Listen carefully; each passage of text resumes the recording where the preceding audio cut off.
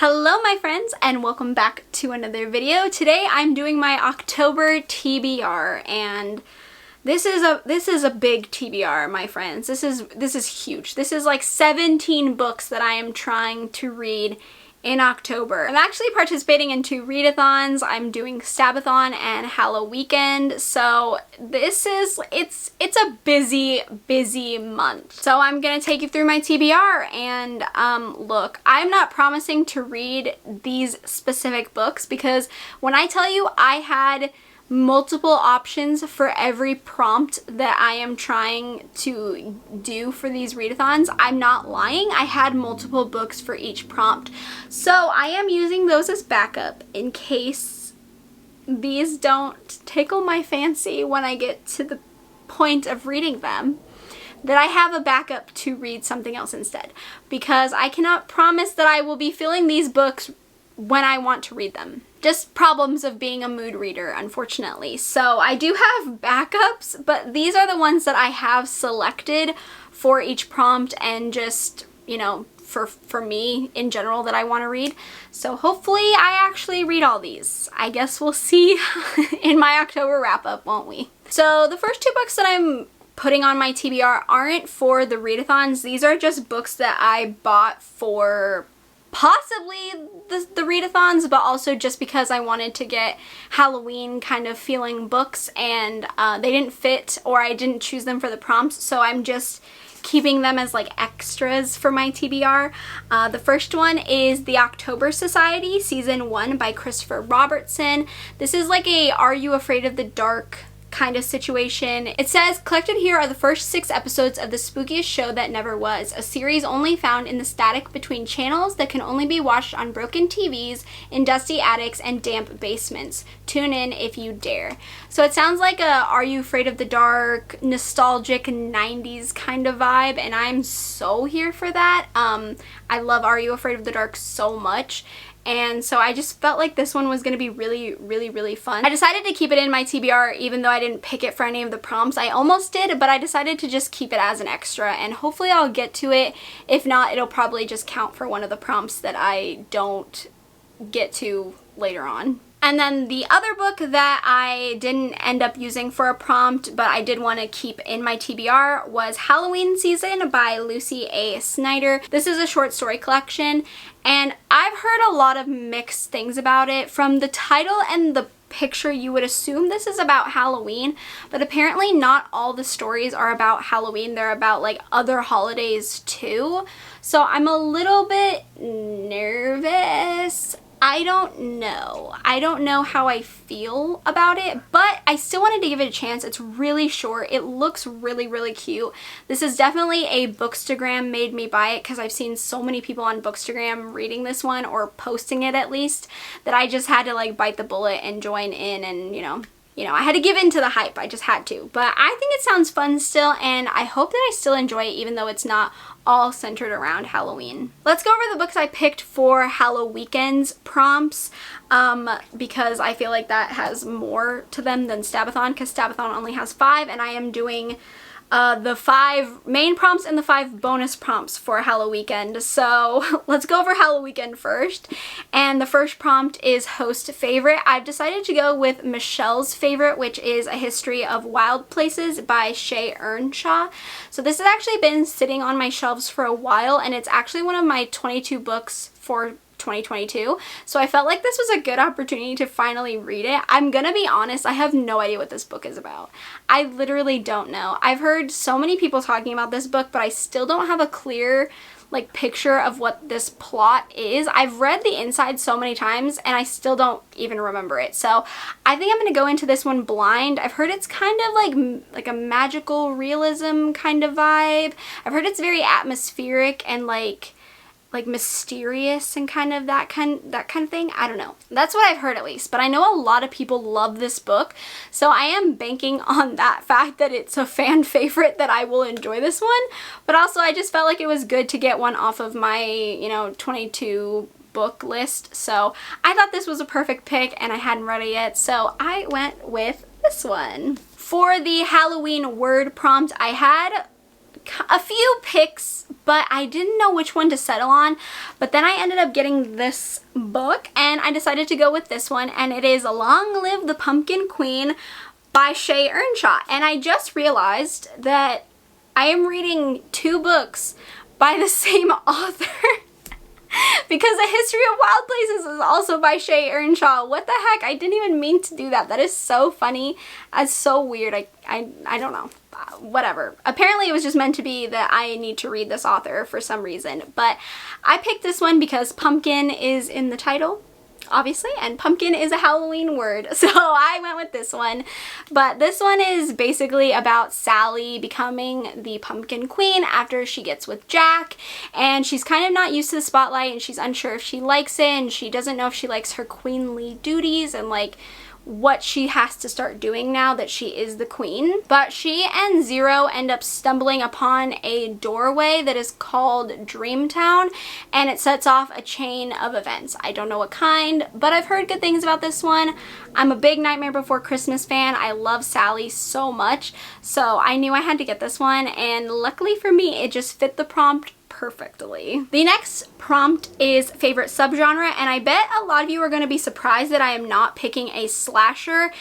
That's because I am reading another slasher later on, so I decided to go with like haunted house kind of vibe, and I'm reading The Vanishing by Wendy Webb. This was a suggestion from Kim, one of my lovely subscribers who I love very much, and she told me to read this because she thinks I will like it because it's kind of similar to a Darcy vibe, so I am going to give this one a go. I think the cover is absolutely stunning. You cannot tell me those colors together aren't beautiful. From what I can tell, this is about the main character whose life is kind of falling apart, and she gets this mysterious job offer from this man who asks her to be a caretaker for his mother, and his mother is a well-known horror writer who is supposed to be dead. Everyone knows her as being dead.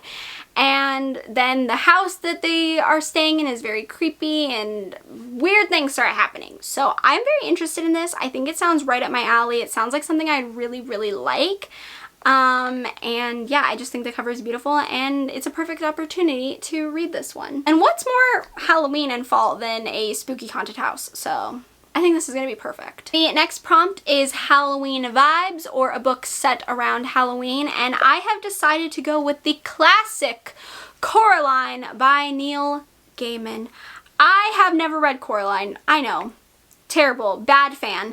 I love Coraline the movie so much. It is one of my all-time favorite movies ever. I have such good memories with that movie, and it's just a special movie to me. I love it so much, and I think the reason I haven't read the book is because I love the movie so much that I'm worried I'm not gonna like the book and it's gonna like make me upset or something. I don't know, but I've been putting off reading the book. I've had this book for over a year, probably like 2 years now, and I haven't read it, and it's just because I'm nervous. I'm very nervous that I won't like it. I know it's different. I've heard a little bit about the differences, but I'm still hoping I'll love it. I don't know. I'm scared. I'm scared to read it. I just want it to be good. Like, I want to love it. I don't think I'll love it as much as the movie, but I'm hoping I'll still love it in like a different way. Fingers crossed. Also, don't think I've ever read a Neil Gaiman book before. I don't believe so. I could be wrong, but I don't believe I have. None of them ring any bells. So I think this will be my first Neil Gaiman, so we'll see. The next prompt is the genre blend prompt, and I decided to go with The Year of the Witching by Alexis Henderson. I have been nervous to read this one. I really want to read it because it's a witchy story, and it sounds so good. But I do know this is more of like a fantasy kind of horror, and fantasy and me are not...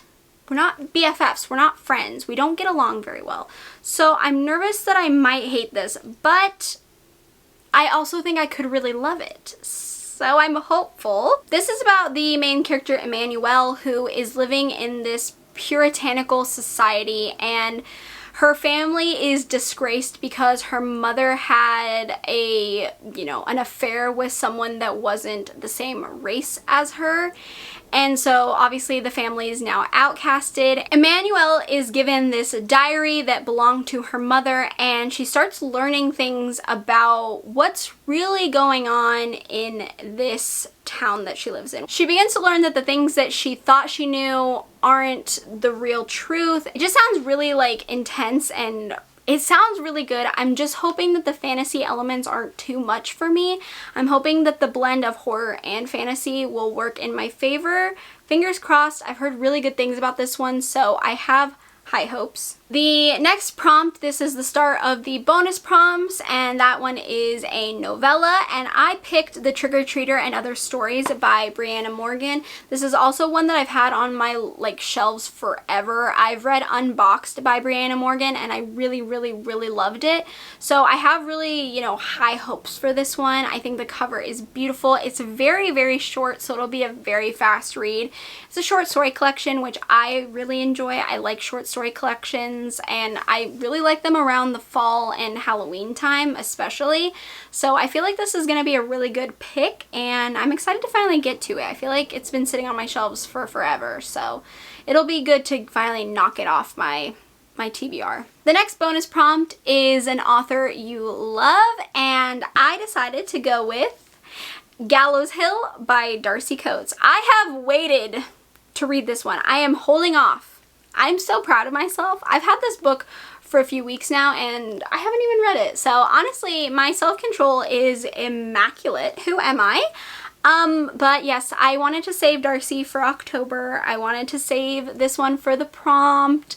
So I was trying really hard. I'm still trying really hard. Having it in my possession is kind of taunting. But, I love Darcy, and I wanted to have her for October, so I'm trying my best. I'm trying my best to keep her intact before October happens. I love a good haunting story from Darcy. I've heard really good things about this one. Everyone said it's really creepy. I'm a sucker for Darcy. What can I say? I mean, she's my girl. She's one of my favorite. She's probably my favorite author of all time. So, I mean, come on. I'm pretty sure I'm gonna like this one. I feel like it would have to be very hard for me to not like this one. But we'll see. I'm excited to give it a go. The next prompt is Halloween colors on the cover, and I chose Devil's Hill by E. Reyes. This is a short story collection. I read some of this author's other work, and I've really enjoyed everything I've read, so I have really high hopes for this one. I like the cover a lot. It's got a pumpkin on it. I mean, come on.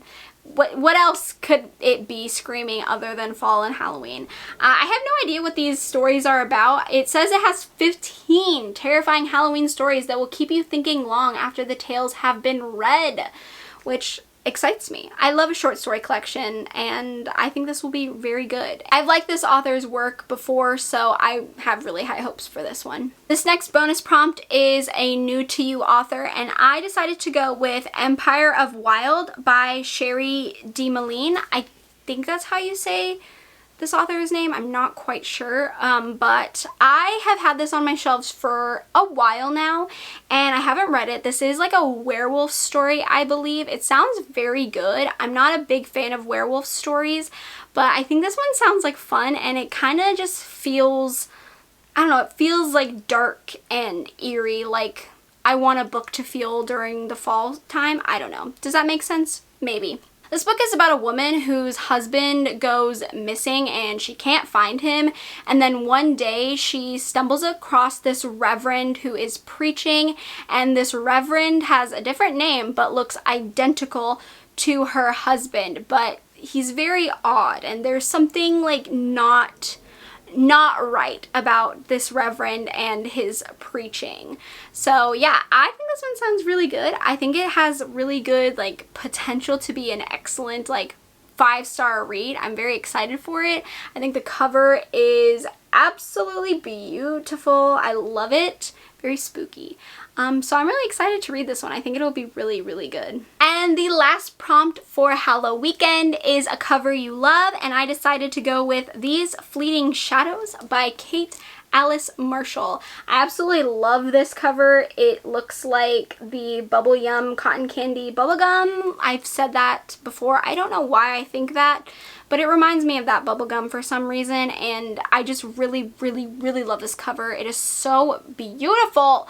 This is another haunted house story. It's a YA haunted house story. I've never read anything from Kate Alice Marshall before, but you know, it sounds like a typical kind of story where a girl inherits this estate from a deceased family member, but there is a catch. She has to stay on the estate for a year or she doesn't inherit anything.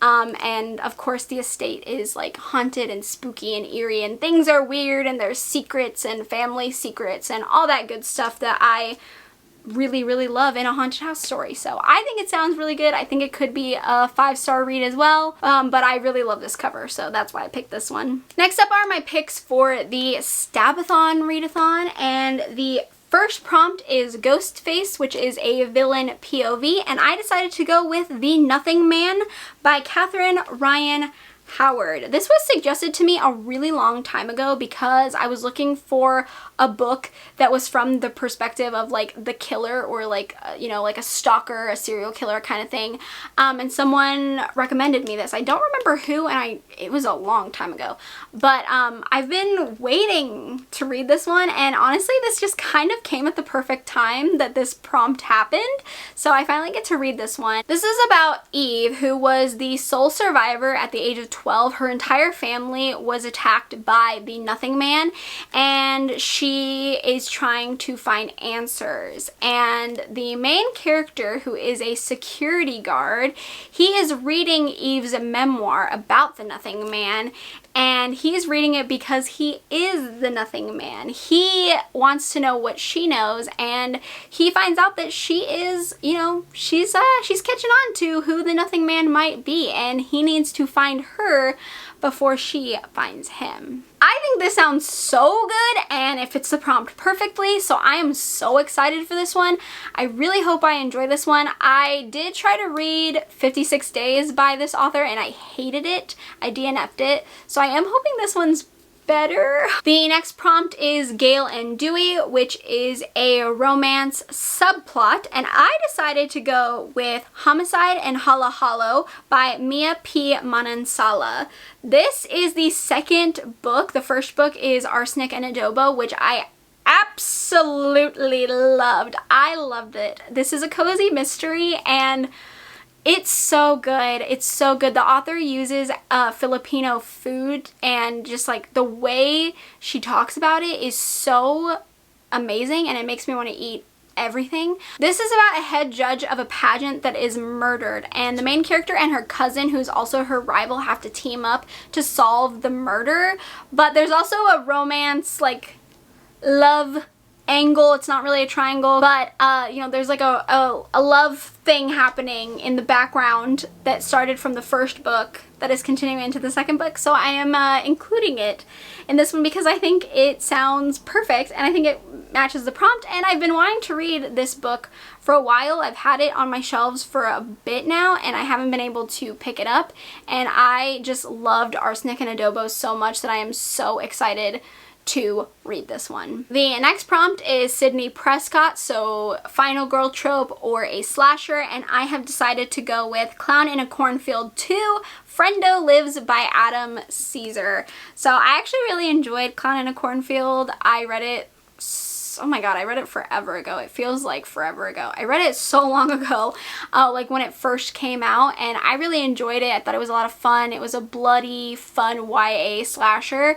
and so I decided that I wanted to pick up number 2 and see how the sequel was, if it lives up to the, you know, the original. We'll see. I actually don't know what this one's about, but I'm assuming from the title Friendo Lives, this is about Friendo making a appearance. He's gonna pop back up. He's coming back with a vengeance. I really don't know. I don't really care to know what the plot is, honestly. I'm just gonna kind of go in blind and see what happens. That's kind of my style anyways, so I just want to see how it lives up to the first book and see if I like it. Alright, next is Jill Roberts, so a YA thriller or a retelling. I have decided to go with The Weight of Blood by Tiffany D. Jackson. This is a YA horror, but it is a retelling of Carrie.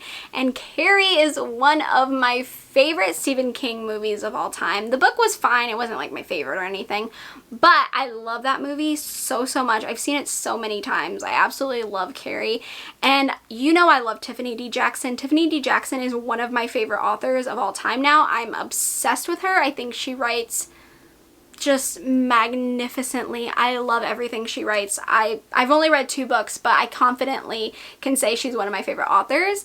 So when I saw this book was coming out, you know I was excited.